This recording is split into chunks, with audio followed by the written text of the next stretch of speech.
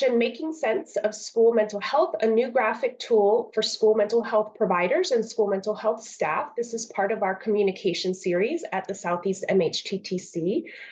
So we'll be going through a new resource that we developed for you all with your input. I wanted to remind you that we are able to offer this because we have generous funding from SAMHSA, that is the Substance Abuse and Mental Health Services Administration.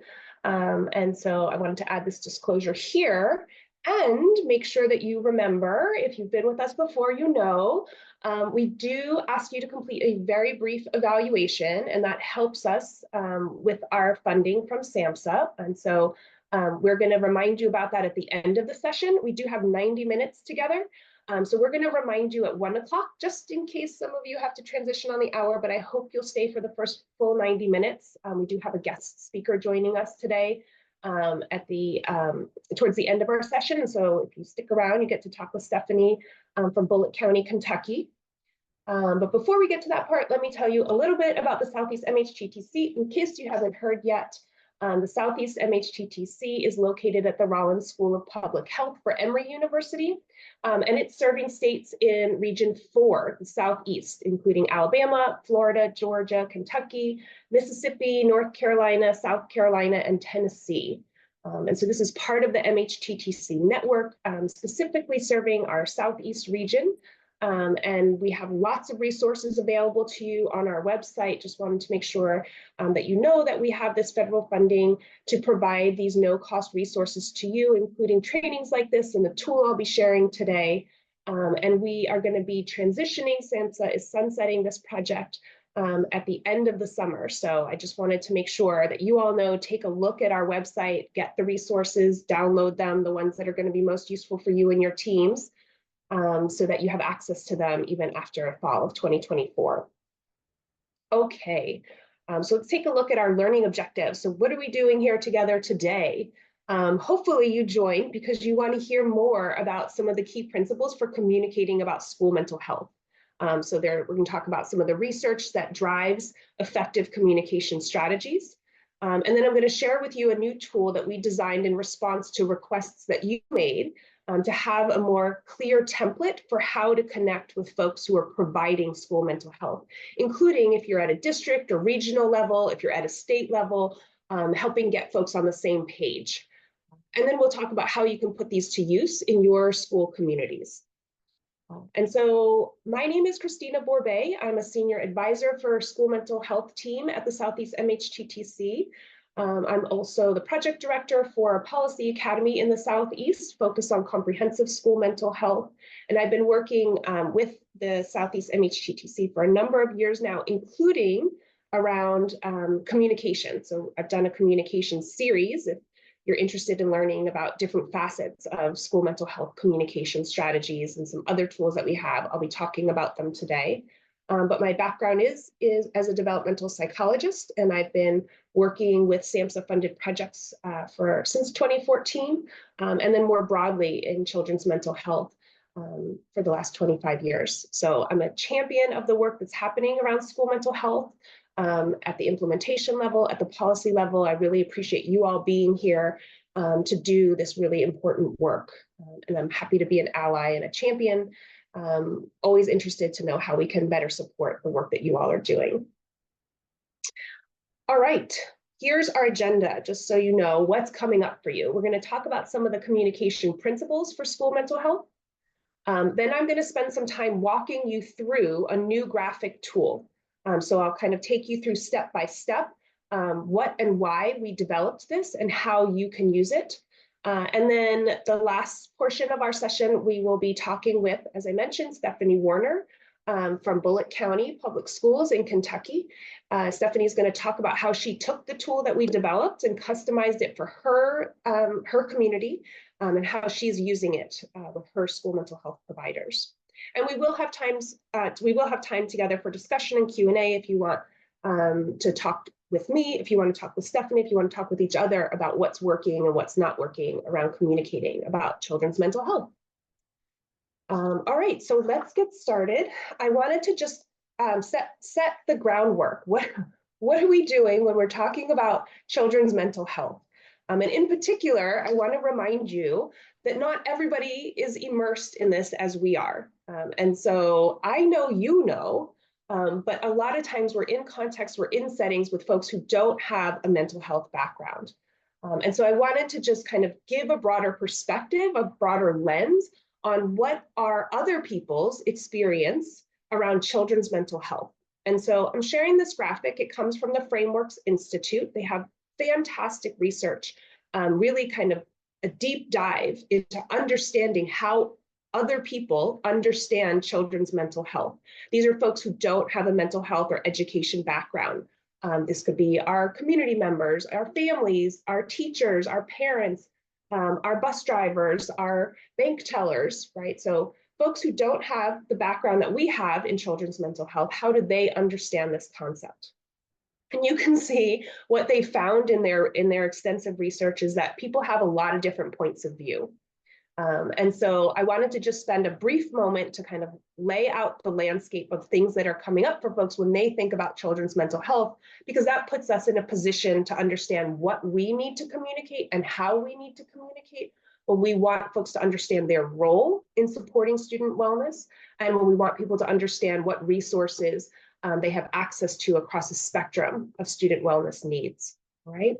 And so I'm not going to go through this point by point. Again, I will direct you to the Frameworks Institute. They have a fantastic set of resources, originally from 2008 to 2010, but updated more recently in 2020 with additional research.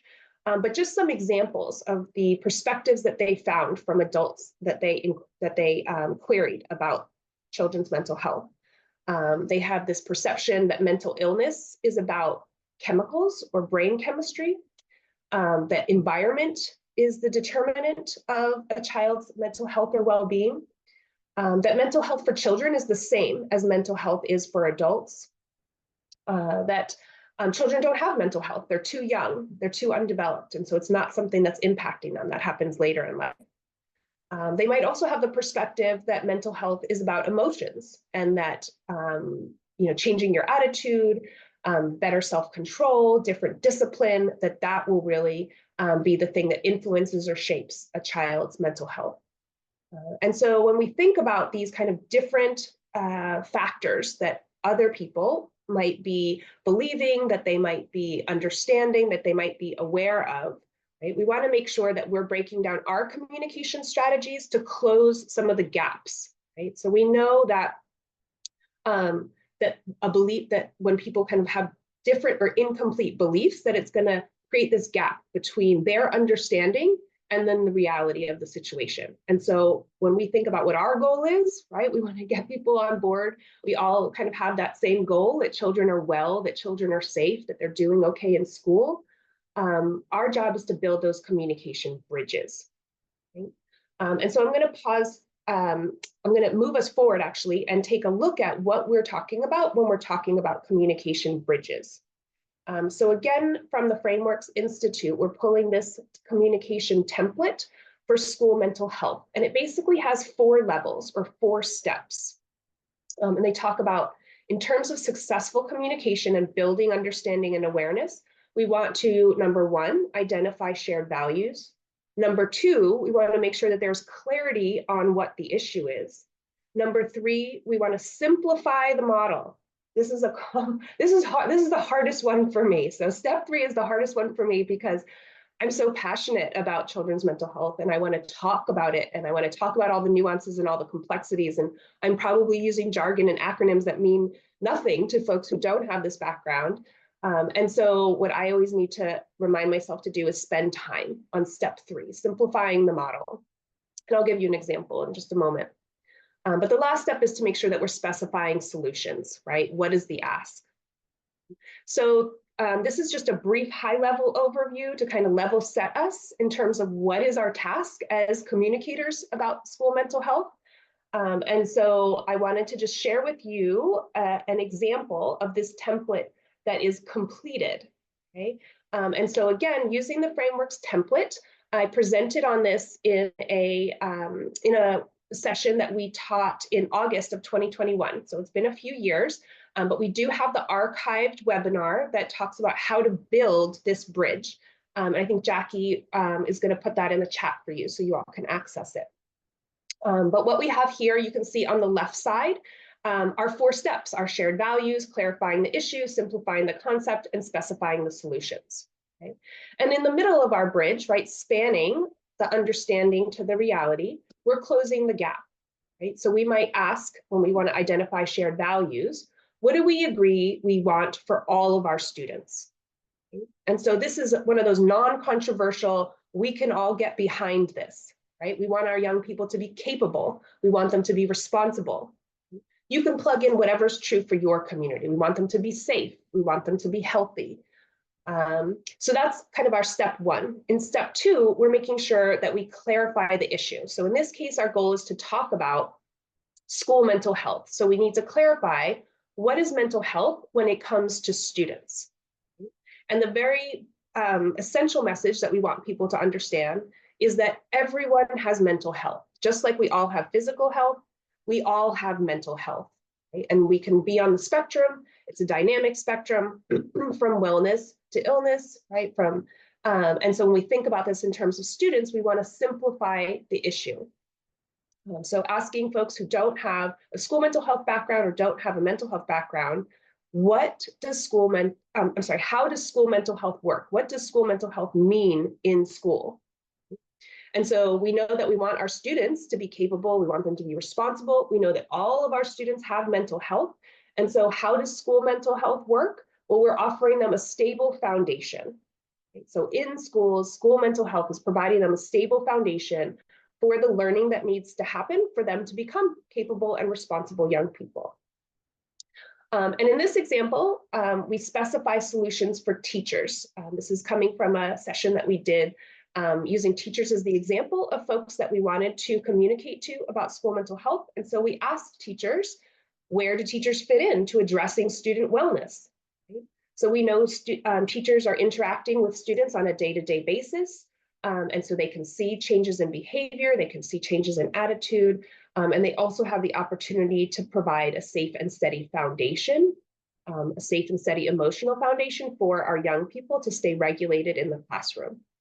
And so they do have a role. They have a role because that's an environment in which our young people are spending a good portion of their day on a regular basis, 5 days a week. And so again, I'm not teaching this tool today, but I wanted to make sure that we all were on the same page in terms of some of these key principles about communicating around school mental health. And if you want to go into a deeper dive for how to use this communication template, I encourage you to take a look at that archived webinar and the tools associated with it.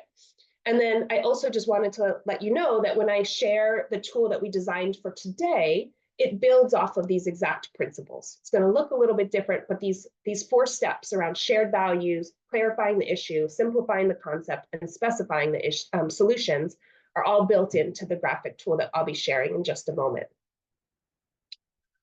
So let's take a look at why we're using this type of approach of communication bridge building. So I don't need to tell you, I'm not going to spend too much time here because I know I'm preaching to the choir, but the purpose of our communication about school mental health is to increase awareness of its importance. So why does school mental health matter to student success?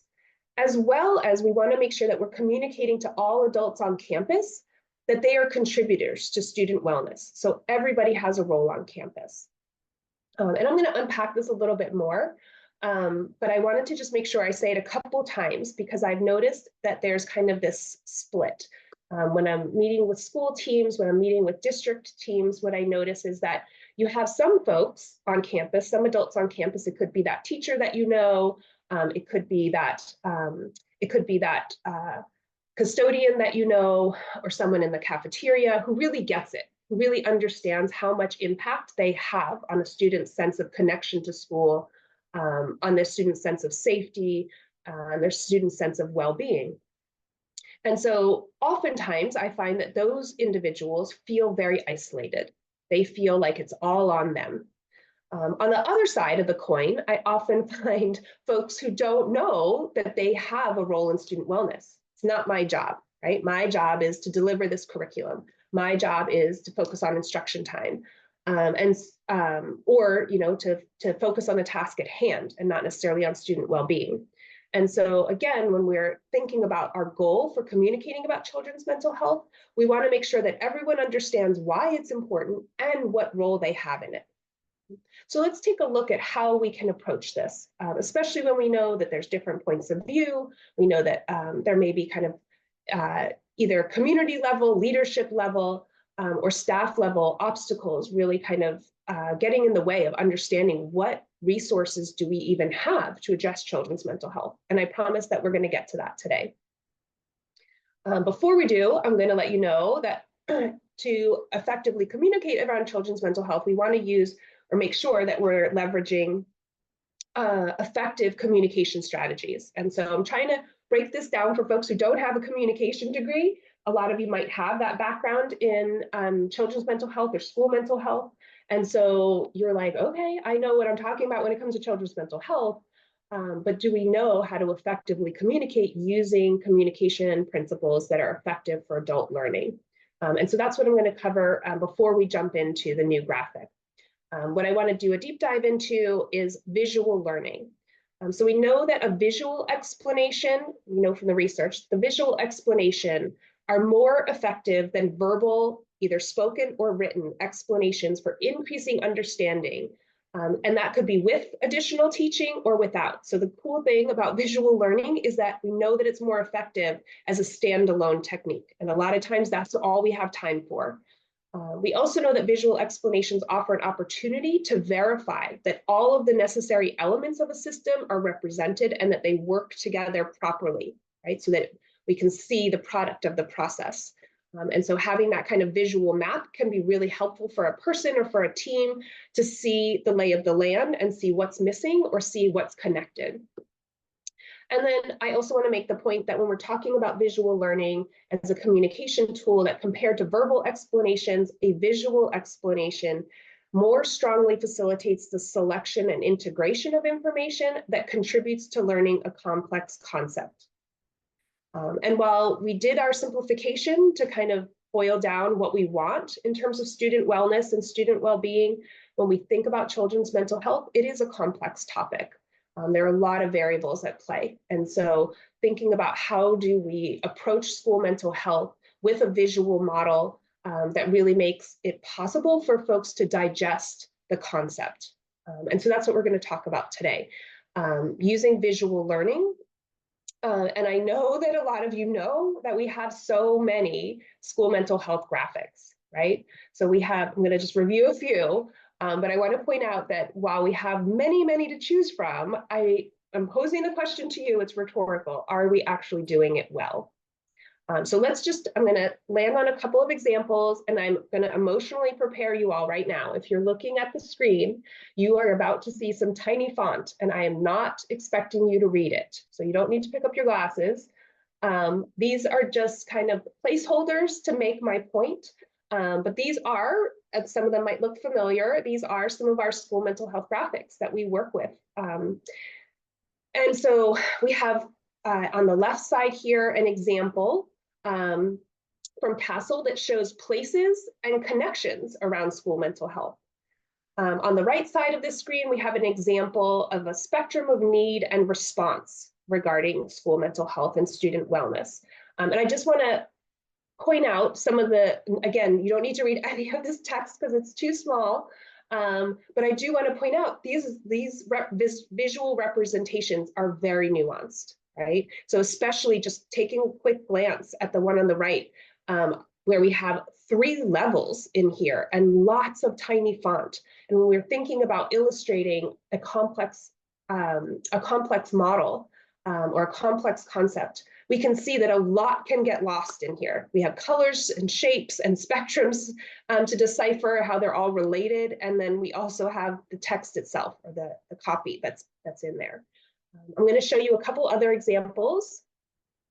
And so here, this pyramid on the left side should look familiar. A lot of us know the MTSS, or multi-tiered systems of support pyramid approach. And then I have the one on the right I call the everything school mental health. These folks did not want to miss a single component of the work that we're doing. And so again, sometimes we do want to see everything all in one place, but when we're thinking about creating a diagram or creating a visual map of what are the key takeaways that we want folks to identify in terms of, what's the key issue? What's the simplified model? What's the specific solution that we're asking folks for? It can get lost. It can get lost really easily in this mix of colors and shapes and connecting points, and especially these really tiny pieces of font that we need to read. I do want to make a promise to you. So for folks who in the last 2 slides saw a visual graphic that you just love, or you're like, oh, I found that one a long time ago and I've been wondering where it went. We do have a resource that we developed as part of our communication series that is basically a compilation of a number of these school mental health graphics, and it's like an annotated bibliography. So it has all collected in there for you, with some notation about where they might be used or applied and the original sources, so you can cite them. So I did want to mention that to you in case you were like, I want that one, Christina. I don't care what you say about it being complicated. That's another key piece a point that I wanted to make, is that different graphics are going to resonate with different audiences or different learners. And so we want to be mindful of that. There's not one single solution, but there are some best practices to abide by. And that's what I want to talk about now, because that's what we integrated into our new graphic tool for school mental health providers and school mental health staff. So as I start unpacking this, I wanted to just anchor us in what is the purpose of today's tool. And so we're going to be talking about being able to offer this tool at the request of school mental health leaders from the Southeast region, who wanted to be able to communicate to school leadership and school staff about school mental health, including the interconnectedness of adults on campus in meeting the spectrum of needs with the available resources, right? So these are not pie in the sky communications about what we wish we could do to support student mental health, but what do we actually have in hand to support student mental health, and what is your role in leveraging those resources? So this tool that we're going to share today is designed to help districts or regions or states to coordinate communication around school mental health providers and school mental health staff. The goal is to create a shared understanding of those folks and their role in connection with allies on campus, so other adults on campus, as well as thinking about the different environments where school mental health or student wellness resources are going to be available. So again, I want to emphasize that we designed this with the following folks in mind: therapists, counselors, social workers, psychologists, and other school mental health paraprofessionals and professionals on campus. And so the reason I'm making a big point about this is that there's not one term. So any school community I go to, they use a different reference, maybe more than one, to talk about who is supporting or who is in a dedicated position to support young people on campus. And so our generic term that we're going to use today is school mental health providers and staff. And by that, we mean the folks who are both in professional capacities and paraprofessional capacities to support student well-being. And every time you hear me say that, you can just plug in whatever term you use in your districts or in your schools, whether it's a therapist, a social worker, a counselor. I know all the terms kind of move around quite a bit across states and across communities. So just acknowledging that. And why, after I just told you we have so many school mental health graphics, are we creating one more? So again, we wanted to make sure that we were being responsive to some of the requests that we heard from you all. And we created a graphic in 2021. Some of you might be familiar with it. We created a graphic in 2021 that was designed to talk to or to help teachers understand their role in the classroom, in connection with student services and on campus. And so that tool in 2021 is available to you. This is an extension of that tool, kind of building out our toolkit to talk to an additional audience, which is creating a shared understanding or universal language across all of our school mental health providers. And so it's designed for our K through 12 school mental health providers and staff. And then we want to make sure that those folks are really able to connect the dots to who are their allies on campus and how do they show up, as well as a range of resources that they can leverage, right? So they might think of school mental health as one thing when really we have access to resources that are 20 different things. And we're going to talk about what those examples look like. So let me go ahead and move us ahead. I wanted to share a couple other details. I know I'm building up the anticipation for the tool itself, but I promise it's going to be worth it. So I wanted to tell you what I'm going to give you before I give it to you, and then I'll tell you again at the end what I gave you. So you're like, I don't even know if I want this yet, Christina, but just in case you decide you do, I wanted to share what we have available for you after today's session. So for our new graphic tool, we have that available to you as a PowerPoint that you will be able to customize.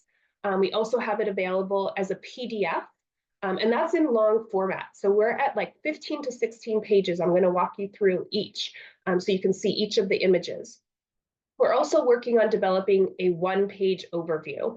And for folks who remember the teacher tool, we had both available, the long form, so you could go step by step and break it down, as well as a one-page overview that you could translate into posters or handouts for really quick and easy reference. The other thing I wanted to make sure that you know that you're getting as part of today's session are our related resources. So I mentioned the graphic tool for teachers, and in addition to having the PowerPoint and the PDF long and short form for that, I wanted to let you know that there's a style guide. So we worked diligently with a graphic designer to create these tools. And so she also put together a style guide that helps you customize it and keep it in the same aesthetic or the same template. And then we have the toolkit itself and archived webinars that talk about how to use the tools in the toolkit. Okay? And once you get your hands on these things, how are you going to integrate this graphic tool? So there's so many opportunities. And as I mentioned, we'll have some real life examples from Kentucky a little bit later today. But we are going to talk about opportunities to support the integration of this tool using it as a standalone tool or as an element in a newsletter or a school newsletter or a website that you might have. Any place that you are kind of creating a repository of resources for your school mental health providers and staff. You can integrate it into a PowerPoint. You can use it as a visual aid to illustrate adult roles and their connectedness across campus and community. And it also is well suited to creating a short animated video or sequence of social media images if that's a tool, communication tool that you use in your education community. And we'll talk about different ideas for how you might integrate this, but I did just want to make sure that you all kind of have a sense of how you might want to customize this beyond language. So let me set this up for you. These are our orientation tips. And so,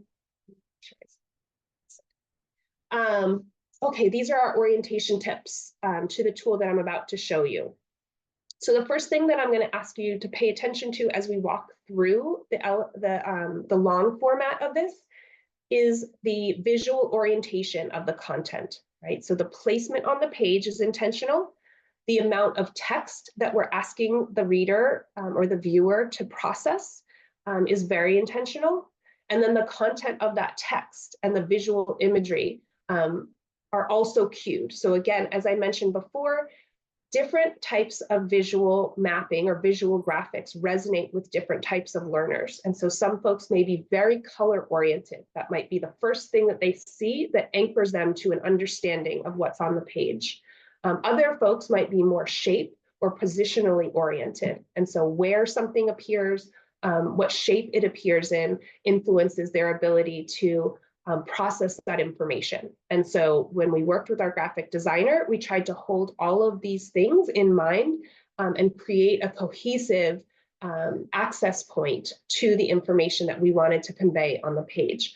The reason I'm underscoring this is because any changes that you make to it may change that outcome. And so being really thoughtful and intentional about how you adapt or customize this tool to your audiences would want to factor those things in. And so I know there's going to be some right off the bat changes that you would make to the title, or changes that you would make to the terms that are in here, changes that you'll make to the examples that are offered. And that's fine. But again, kind of thinking about it really intentionally so that we're maintaining some of those key communication principles around visual learning. All right, so that was my lead in. I'm going to pause here for just a moment to make sure that I'm not missing anything in chat. I see some awesome links in there. Thanks to our team at the Southeast MHTTC. I want to thank Kelly. I want to thank Jackie for supporting me today and putting these items in the chat for you. So here we go. I'm going to talk you through this new tool. So you will see that it follows a lot of the same aesthetic as the original 2021 tool for teachers. Here's our cover page. And so again, as our generic placeholder for this, we have the school mental health providers and staff supporting student wellness across campus. And so swapping in titles, swapping in visual in terms of photographs are an option. And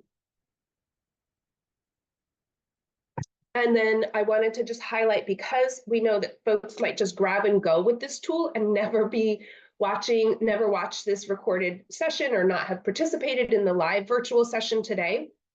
I do want to point out this is a new addition. We have an overview and instructions page in here, different from our last tool. But this is designed for you, the implementer of this tool. You would want to pull out this page of instructions as you're actually using the tool itself. Okay, so this is our placeholder that connects you to some additional resources if you're like, oh, cool, but now I don't know what to do with it. We have the link at the very bottom here that brings you to that landing page with the toolkit that has the style guide, tips on implementation, tips on how to customize it, and then the templates itself that you can use. But then let's jump right into the tool. And I want to warn you, I'm not actually teaching you the tool today. So what I'm doing is I'm showing you the tool, I'm showing you how it's set up, and then we'll have some discussions about how you could actually implement it. So I'm not trying to communicate to you as a school mental health provider about the importance of school mental health, your role in it, and the connection to resources.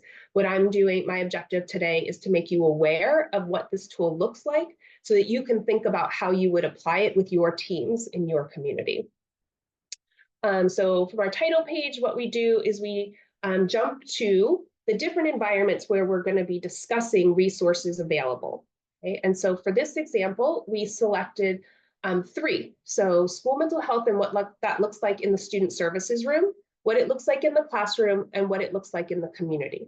So if you remember, we designed this for our school mental health providers and school mental health staff. So we start with an environment that is probably closest to home. Our generic term for that is student services room. You may have a different name for it. It could be the counselor's office. It could be the wellness center. You can plug in whatever term you like, where there's kind of a home base or an office for your school counselors, your psychologists, your social workers, any of those folks. Okay? But our generic term for that location on campus is the student services room. Classroom, I'm guessing, is probably fairly generalizable. And then community. And we're going to talk about what role community plays in school mental health as we move through this. So you can see at the very bottom right, we have a color-coded T1, T2, and T3. So that's a cue for folks who are using a multi-tiered systems of support, MTSS model, or PBIS, right? So we didn't make the assumption that everyone is doing that, but for folks who are, you can see you have your visual cue there for who we mean by Tier 1, Tier 2, and Tier 3 across that spectrum of support. And as we jump into our first location, the student services room, you can see we define those tiers. So even if you're not using a tiered system of support, you'll know that we're going to be talking about school mental health for all students, for some students, and for a few students. So again, across that spectrum, however your school or district is defining that. For folks who are using MTSS or a PBIS model, the color cues here and the language here directly map to those models, that pyramid that I showed you earlier. So it should be easy to follow for any of your PBIS teams, especially around teaming around tier 1, tier 2, and tier 3. So again, we've now set the stage, and I'm going to do a deep dive into the Student Services Room Tier 1 School Mental Health for All Students. Okay, so this is the first portion of the graphic where we are offering our school mental health providers and staff concrete examples of what school mental health could look like. Okay, so what I want to point you to here are the 3 bullets in the green box. So I wanted to identify a few things. One is that we put in a range of examples. We don't want to assume across the board that everybody has access to the same resources. And so we have one example, designates quiet wellness space for all students, okay? Which might be kind of low-hanging fruit, low threshold to be able to access this or provide this as a resource for our young people. At the other end of our bulleted list, we have focuses on mental health support, not academic counseling. Okay? So for some districts, this might already be in place where we have dedicated school mental health providers who aren't focused on doing academic counseling. For other districts or other schools, this might be a goal, this might be aspirational. So again, as you're thinking about how to apply this tool, you are going to select the tier 1 examples that you feel like are most relevant for your school mental health providers to understand or have a universal understanding of how they can approach tier 1 school mental health for students. A benefit here, and we'll hear Stephanie Warner talk a little bit about this, is that again, if you have a provider, if you have a handful of providers in a handful of different schools, their concepts of what they should be doing at tier 1 may vary. And having a tool like this can help everybody sync up, right? Help everybody share ideas so that we're not just overloading in tier 1 or just one type of tier 1 school mental health resource.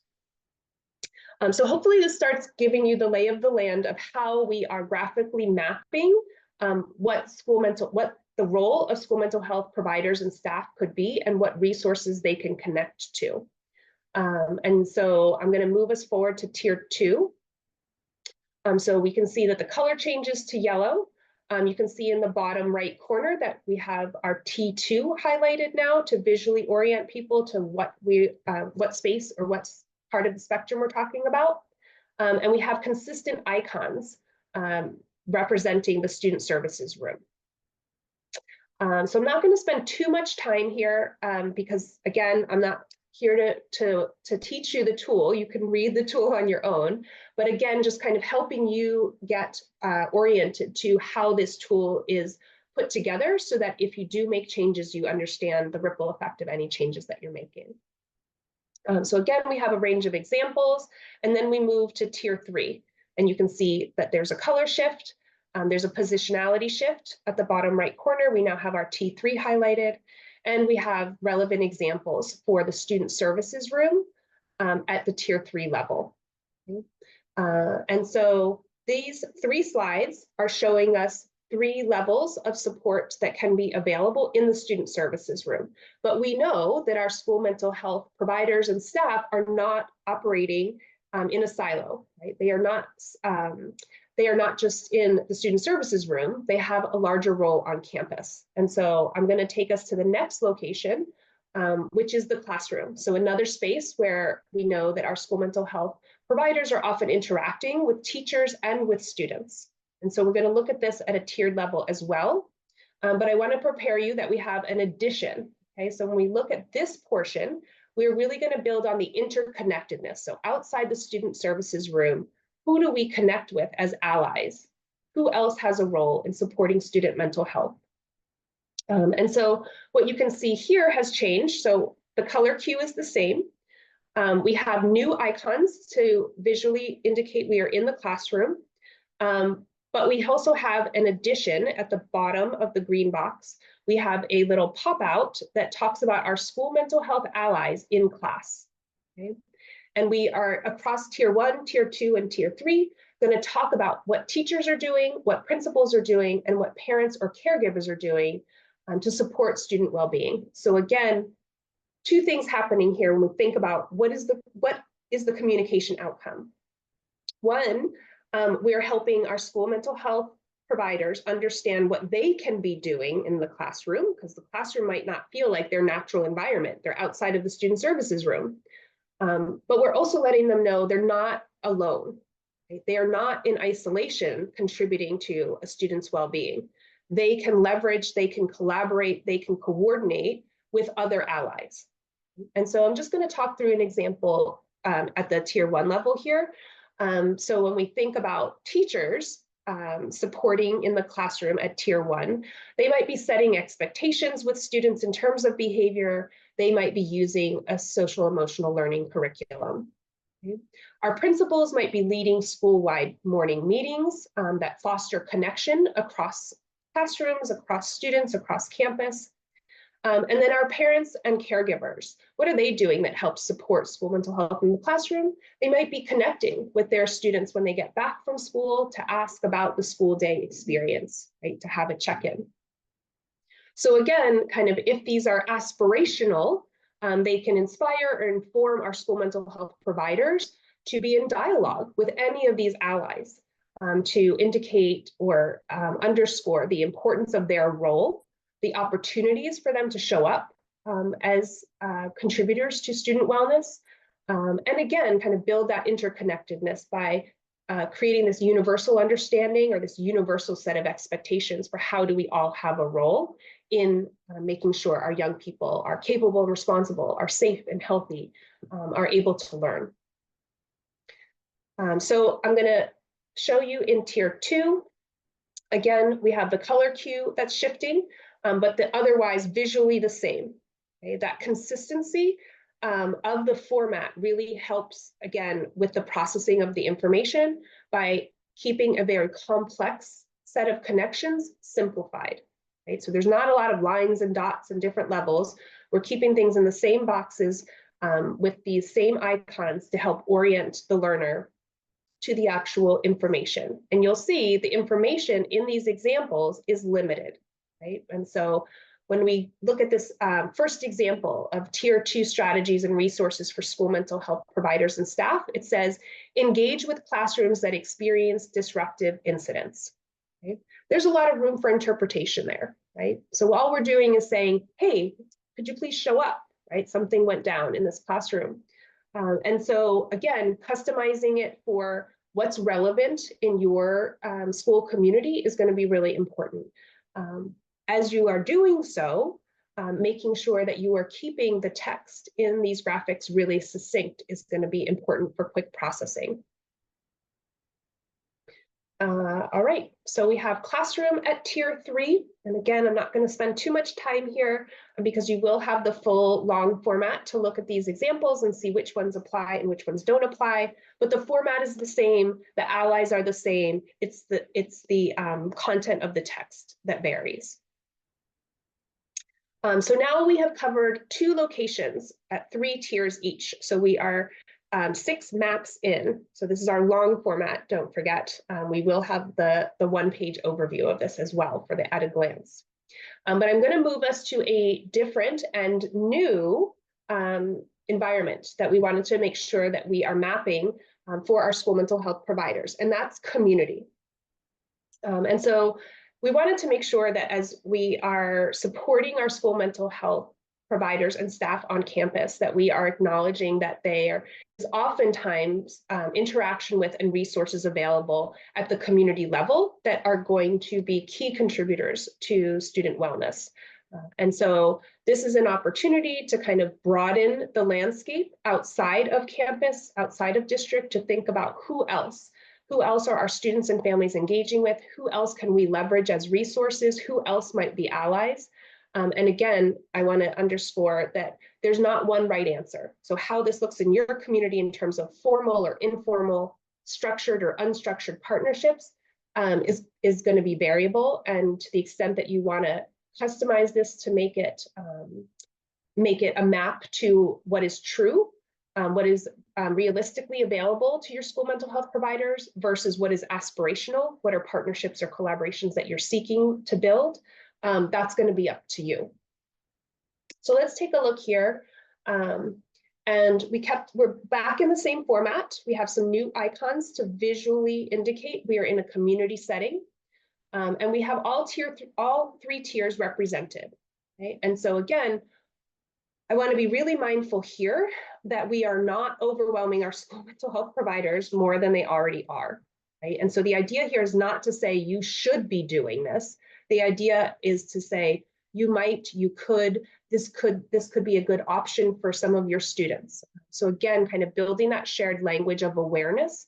But again, making sure that folks are feeling like the content that's in here, the examples that are in here are going to be viable and realistic for them. And so in these examples, we tried to keep it pretty realistic. So someone who is in some role providing school mental health to our students might be connecting to extracurricular clubs, athletics, recreational before and after school programs. They might have relationships with the coordinators or coaches of those programs so that there's communication back and forth, so that they are promoting opportunities for young people to be involved in these kinds of safe and healthy activities with positive adult role models.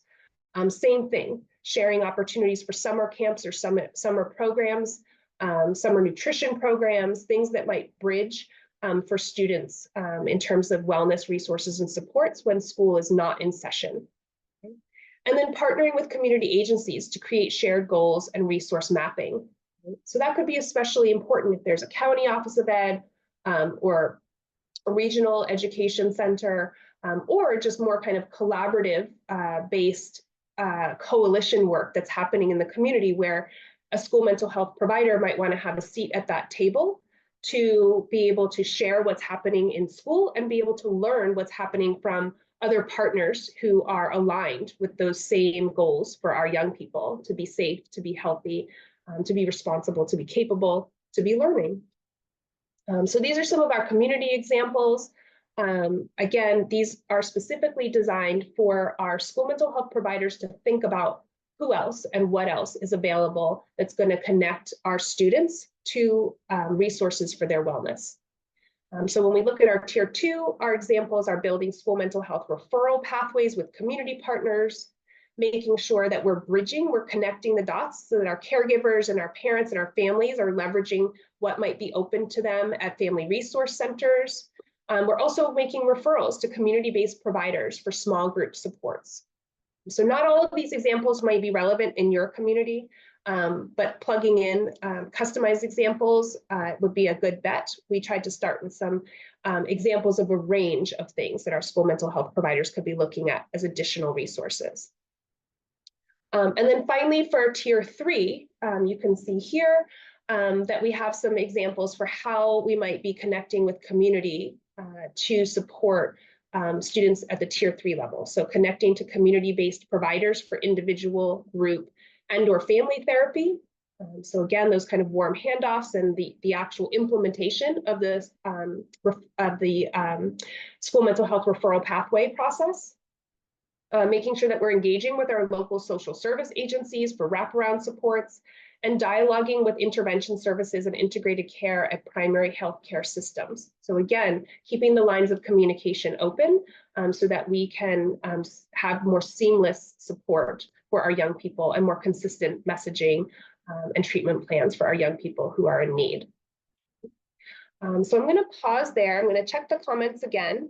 So that's the whole, so I showed you three scenarios, right? 3 different settings: the student support room, the classroom, and the community. And I showed you tier 1, tier 2, and tier 3 for each.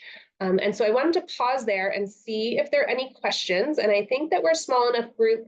I'm going to check the chat. If you want to add to the chat, I welcome that. I'm going to take a glance at that. And I also want to welcome you to raise your hand if you wanted to ask a question. We have a little bit of time for discussion, and then I'm going to bring in our guest, Stephanie Warner. So let me just take a look at the chat here. I see that Fran's indicating that the tool could be used for back to school info sessions, and that it's useful for other support staff. I see Fran supports community employed school mental health providers and using this as a way to share with their school teams, especially educators. Yes, Fran. So Kelly, I see that you're mentioning that Susan was asking a question about accessibility. And so let me scroll back up here and find this question from Susan. I'm not seeing it in here.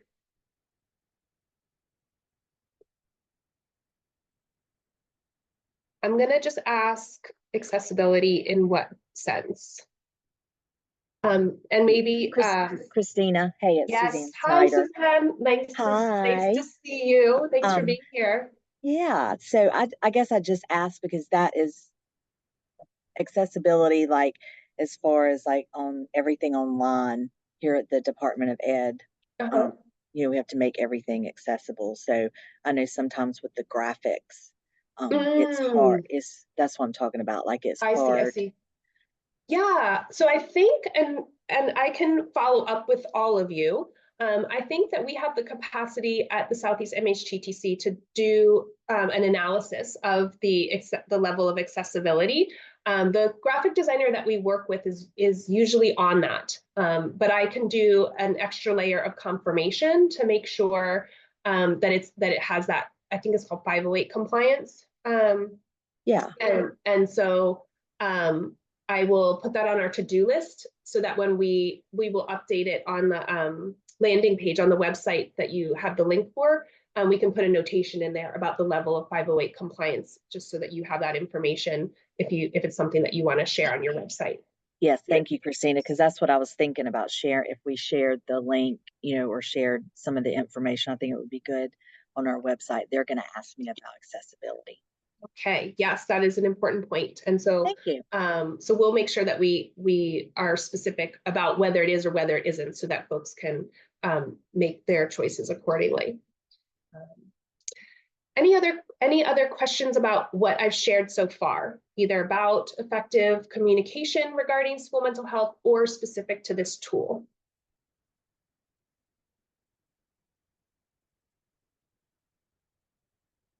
Okay, well, I'm going to keep monitoring the chat. So if folks want more information about any part of it, I welcome that. I'll take a look and we can follow up. We'll have time. But I don't want to waste any more time before I introduce someone who I just admire and appreciate so much. I'm going to do a little bit of an introduction, and then I'm going to stop my screen share so that we get the full effect of our conversation. But I'm really excited to have my colleague Stephanie Warner from Bullitt County Public Schools, Kentucky. She's Project Aware Grant Director there. And I've been working with Stephanie and her team for quite some time now through our Project Aware connection, and have had such a wonderful time learning in real time what it looks like to use the graphic tool for our school mental health providers in real life. So what are some of the considerations that have come up as we are applying this? And so Stephanie's really been piloting this. Let me stop share so that we can welcome Stephanie. Okay. Stephanie, hello. I see you have your camera on. Thank you so much for being here with me. I so appreciate you and all the work that you're doing to really advance the understanding of what school mental health means across the board, but especially with your team. And so I wondered if you could talk a little bit to our guests about the context of Bullitt County Public Schools. So how many schools are you working with? What's the grade range? What's the setting like, so that folks can kind of connect the dots and get a visual for where you are? Sure, I would love to. She kind of set me up a little bit high for admiration and those things. And definitely that's something that I feel for Christina and Kelly both, that have worked with us through this. So Bullitt County Public Schools is a relatively small district, well, in our opinion, because we share a border with Jefferson County Public Schools. So we're small compared to them. We do serve 26. I was trying to figure out the actual river. We have, that's including our alternative center, Riverview, our virtual academy that we still have carried on throughout the pandemic. When Aware started, we did not have anyone servicing our students with private insurance. So one of the things that we did with Aware was bring on 3 licensed clinical social workers to service students who had private insurance and weren't able to either have transportation, provide copay, just trying to level out the playing field per se. There saw some inequality and wanted to fill that gap. So that's how that came about. Our district is, we kind of separate our district into 3 districts, if you will, our north end, our central area, and our east end. And we separate those mainly because the 3 districts do show different characteristics and different populations and needs. So we have 3 LCSWs. They are each assigned to one region per se of our district. Did that answer everything I'm trying to remember? Yes, I think that is really helpful context. So, and I think a lot of people can probably relate to that. I myself I feel like in a small county, and we are north and south because it's just different in each spot. So as you've been supporting this kind of county-wide, but within the kind of 3 regions in your county, what have been some of the challenges in the kind of shared understanding, shared language around, providing school mental health resources across tier 1, tier 2, and tier 3? That was originally why I even started thinking about this. Like I mentioned before, we have hired 3 district LCSWs, and naturally, as a licensed clinician, the majority of their work was more in a clinical setting rather than school-based. With our community partners, a lot of them were new, and our idea of school-based services looked a little bit different than maybe what they were used to in the past. So that's what really got me thinking about, we need some type of framework, we need some type of example to hand to people or to explain to people and have accessible that kind of outlines our, as a district, expectations or vision, more than expectations of what school-based therapy looks like. And what we found was that our therapists really needed a guide. Coming in from a clinical setting, we would, use the term MTSS. One of them finally said, all these acronyms, think about if I threw all these out at you and you're not from a clinical setting. So I learned that we are going to have to really break this down, help them to understand what MTSS even is, and then what their role looks like in that. So one of the challenges has been, for the first couple of years since they've been hired on, they just did things the same way. So they provided intensive therapy, and that was pretty much their role in our district. And then we started seeing that so many referrals were coming in. And then when we would review the data, maybe intensive therapy wasn't necessarily what needed to be given, but more small group or classroom work and things like that. So basically, when you look at that framework that Christina showed, they were stuck in the student services center in their mind, physically, with their referrals and everything like that. So that's definitely one of the challenges, was trying to get them, and we're not even totally there yet, but to get them comfortable with understanding mainly the community aspect.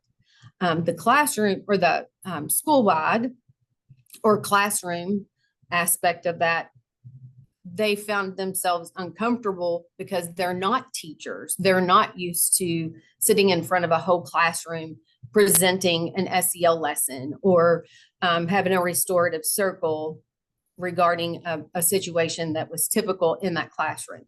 So we found that with those challenges, it helped me as well as the coordinator see what their expectations are or vision of what that would look like the framework showed. But then to kind of come at that as let's pretend like I didn't know anything about this. And so I was able to use this as a guide too, to help our therapists understand what that would look like. We did also find that it helped our school administrators to well, Christina, you asked me challenges and I just went straight into you. So I love it. Go ahead. Okay, sorry. I'm very excited about this because it has made a difference in our community. So we also found that the first couple of years, our therapists were being underutilized. Basically, their skills and their knowledge and their expertise in the world of mental health was not being utilized across settings.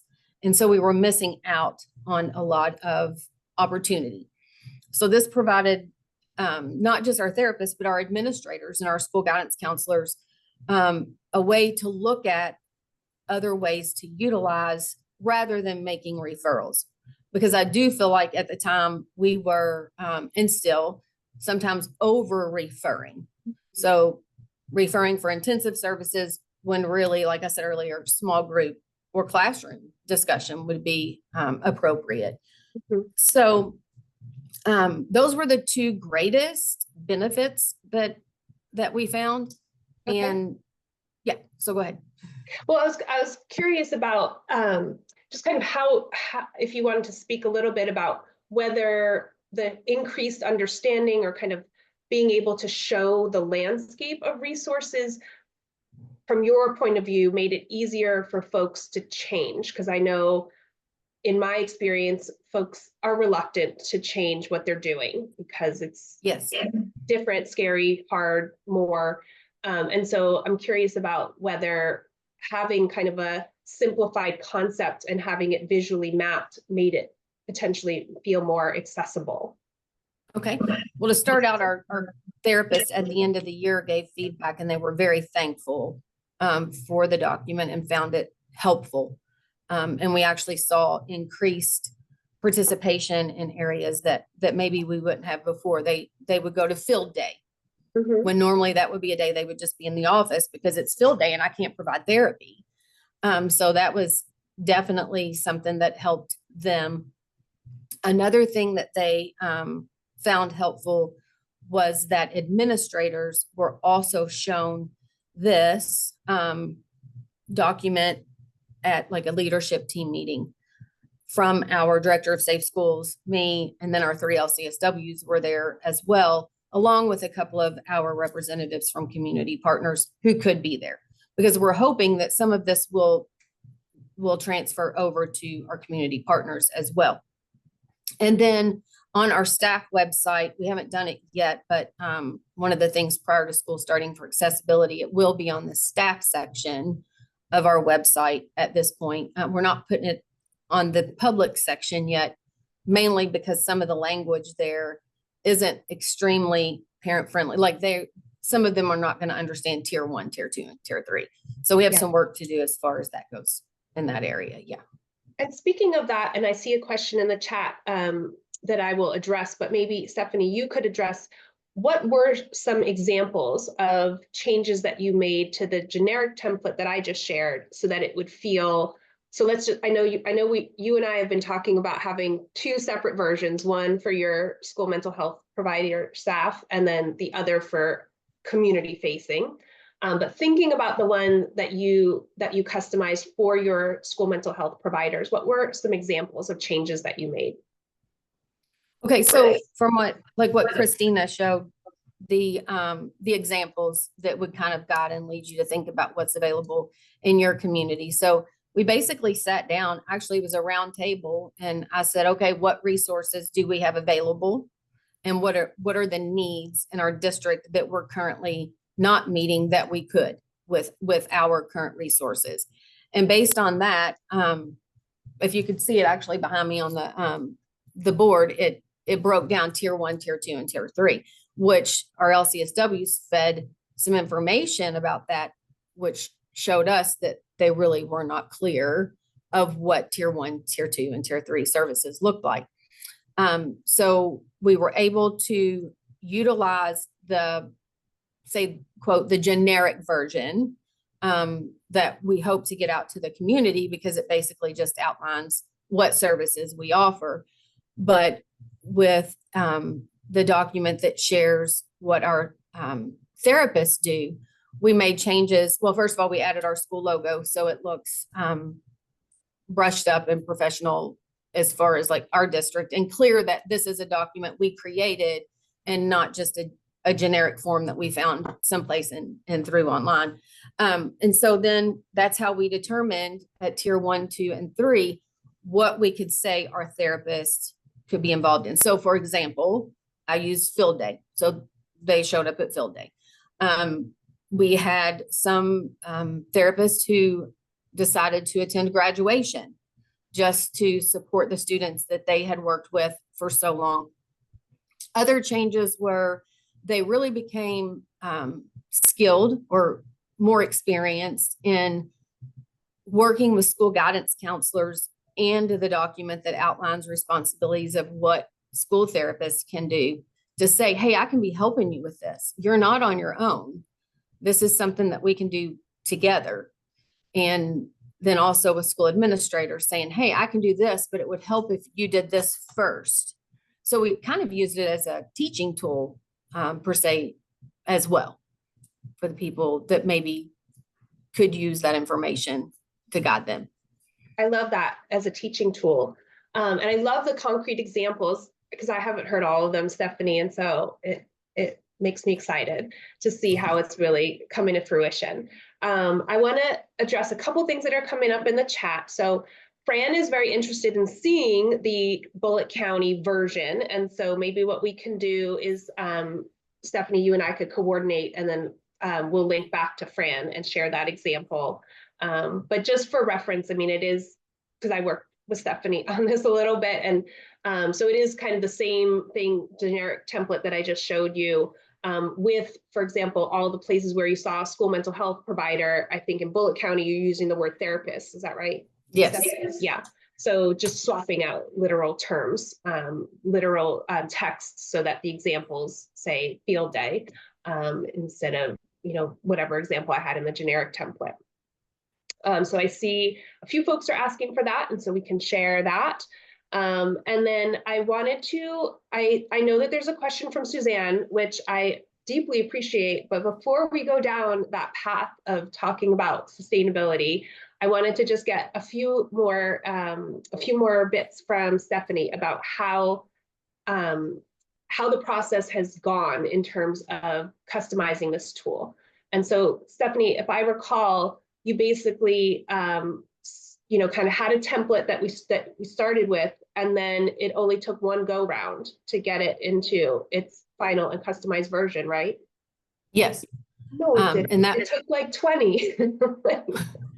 No, that's what I'm saying. It took one for us to realize that we needed to make it up. I misunderstood what you were saying. I'm sorry. Oh yeah, it was like 20 because it seemed like each time, or with each stakeholder that we shared it with, there was a recommendation that made total sense. Yeah. So like I said, the first thing we did was to sit down as a department and look at where we could be utilized that we weren't already being utilized. And with that, it kind of took me talking through, okay, let's think about if a classroom is having difficulty with everybody getting along, then how do we address that? And they're like, well, I mean, I guess we could go into the whole classroom and talk about that, but that's kind of uncomfortable. And then I could say, well, then what do you need from me? Right. To be able to feel comfortable doing that. So it becomes a dialogue tool in the process of getting the input for a template that's going to be most relevant for everyone. Yes. And then we actually took, once we did the first version, then we found a couple of guidance counselors to bring in and say, hey, can you look at this? What changes? We did the same with administrators, and then the same with the community partner, stakeholder, and then a parent, so that we could make those changes.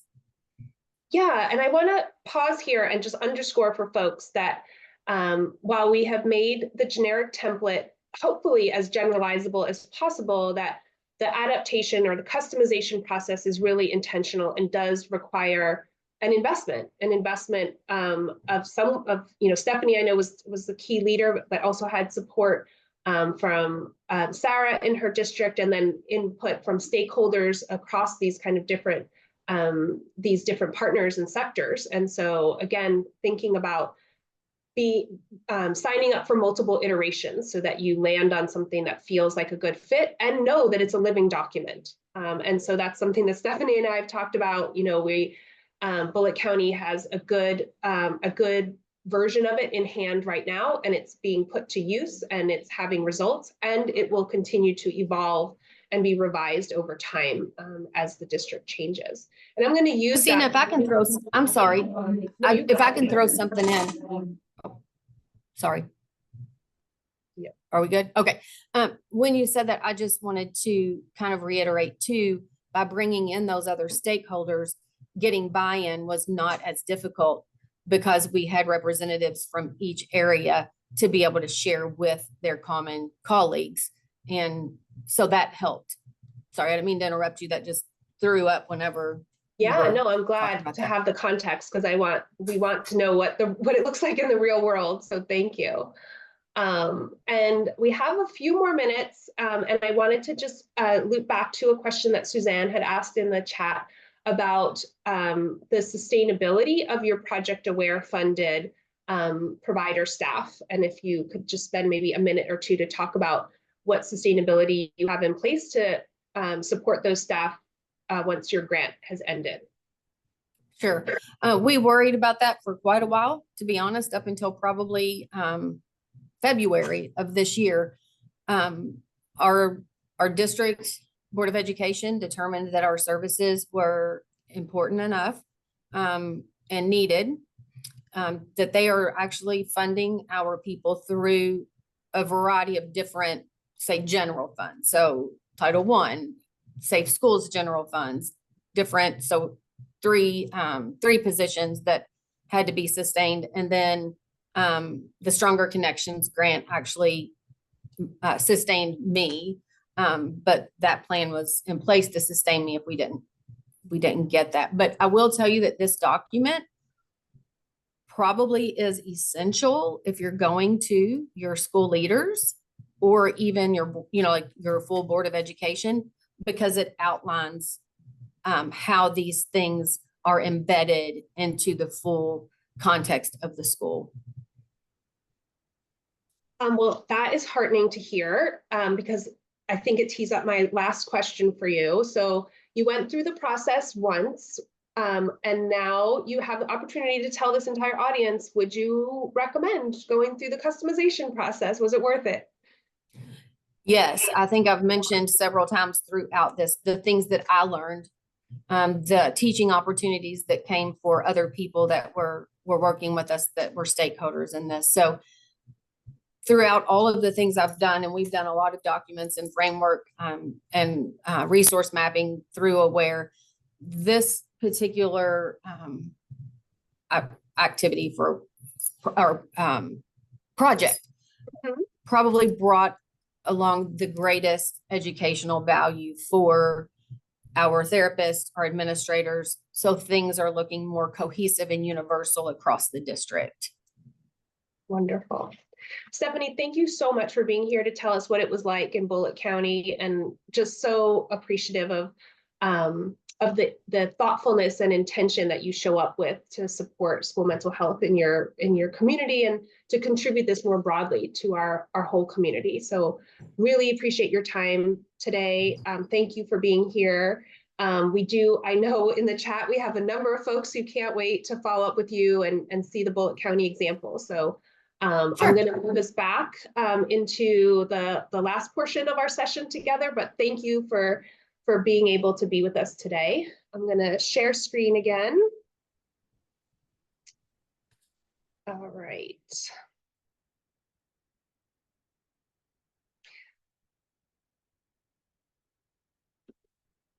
Okay, so Jackie, can I get a confirmation that you can see my Bullitt County logo slide? Yes. Okay, wonderful. So I'm going to go ahead and just kind of wrap up, because we are almost at the end of our time and we want to save some time at the end of today's session for you to complete that evaluation. I know the link went in the chat at 1 o'clock, and we want to put it in the chat and leave you a few minutes at the end here to complete that, to give us feedback. Again, we're so grateful to our sponsor, the Substance Abuse and Mental Health Services Administration, and we want to be able to give them the information that they are looking for with you completing that survey. So let's take a look at what our next steps are. So we have some next steps to follow up with you all who wanted the Bullock County example, but I want to remind you that you have the generic example that you can adapt. So you will have the tool the long form tool that I shared with you today in two formats. One is a PDF, the other is a PowerPoint. Depending on what types of software you have access to, you can modify it in a PowerPoint. You could also modify it in Adobe Pro. Not super fun to do graphic design modification in, but for basic, simple changes, doing the PDF edits in Adobe Pro works. And then coming up with a plan, for how you want to customize it, making sure that you're retaining those style guide parameters, making sure that you're being intentional about the changes that you're making to keep the cohesiveness of the actual communication template in there. And then using that customized version or the generic version to inform staff meetings, leadership meetings, professional development sessions, online tools.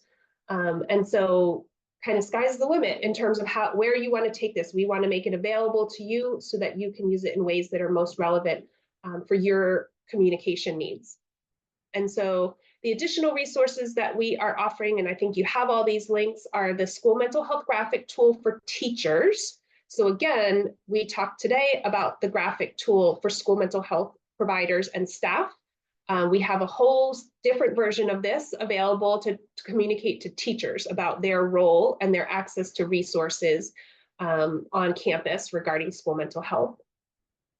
And then I also wanted to make sure that you were aware of the Communication 101 series. So we have a session that was specific for communicating with school administrators. And then we had this was a two-part series for adults on campus who do not have a mental health background. So those will give you some more deep dive into the principles that I talked about at the beginning of today's session. So these, as well as all of the Southeast MHTTC school mental health resources, are available in our resource catalog. Again, I wanted to underscore for folks who didn't hear me the first time, SAMHSA is shifting gears around this project and will be sunsetting it in fall 2024. And so I wanted to encourage you to take a look at the resource catalog and the online resources so that you can download and access the ones that are most relevant to you and your learning before those aren't available online anymore. As a quick reassurance, I know that the Emory team is working hard to make sure that they have those resources available to you through an alternative access point, but we don't have more information available about that quite yet. So that is bringing us pretty close to the conclusion of today. I wanted to make sure that if there are additional questions or requests for unpacking information, either of me, I think Stephanie also has a couple minutes to hang around. We will stay on to be able to address those questions or chat with you. But again, landing on the please complete the evaluation. You'll get your certificate of attendance and we'll get SAMHSA the data that they need. And I want to appreciate all of you for the work that you're doing. I know being passionate about school mental health can sometimes feel really comforting when we're in each other's company because we're all so passionate about the work that's happening. But then it can fall a little bit flat when we're trying to communicate what we mean to folks who don't have that same background that we do. And so hopefully some of these tools are going to help connect the dots, bridge that gap, and result in the advancement of our school mental health services and supports in these kind of sustainable ways that we heard about today. So I'll pause there, and I think we can conclude the recording. And